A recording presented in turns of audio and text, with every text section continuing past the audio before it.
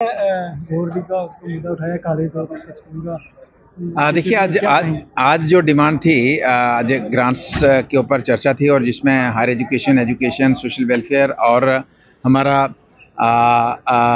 अलग अलग डिपार्टमेंट थे और जिसमें हमने कहा स्कूल एजुकेशन था, जिसमें हमने कहा कि स्कूल्स हमारे ऑलमोस्ट खाली स्कूल हैं, चाहे गोडी की बात हो, चाहे चनैनी के लाठी की बात हो, चनैनी के एरियाज़ की बात हो, हमारे नरसू या सिवना ब्लॉक की बात हो, तो हमारे मैक्सिमम स्कूल खाली हैं क्योंकि जो पॉलिसी बनी है उसमें उस पॉलिसी के तहत नया टीचर लगा नहीं सकते। तो हमने कहा कि एटलीस्ट आप कॉन्ट्रेक्चुअल बेस पे हमारे उस गांव के जो तालीम याफ्ता पढ़ा लिखा नौजवान है उसको लगाएंगे, तो एक तो उस नौजवान को रोजगार मिलेगा और दूसरा उस स्कूल को और उन बच्चों को टीचर मिलेगा। तो एक तो हमने ये कहा है।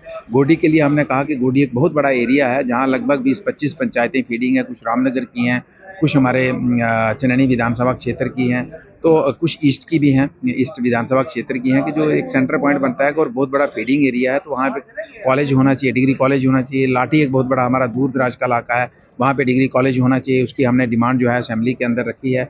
इसी तरीके से आंगनवाड़ी आशा वर्कर्स की सैलरी को लेके, कुक की सैलरी, जो स्कूल के अंदर जो खाना बनाने वाले लोग हैं उनकी सैलरी को लेके जो बहुत लंबे समय से लोगों की जेन्युइन डिमांड है, उसको लेके हमने इसके अंदर हमने ये इशू उभारा है। हमने तो ऐसे इश्यूज हमने इस आज बजट में रखे हैं।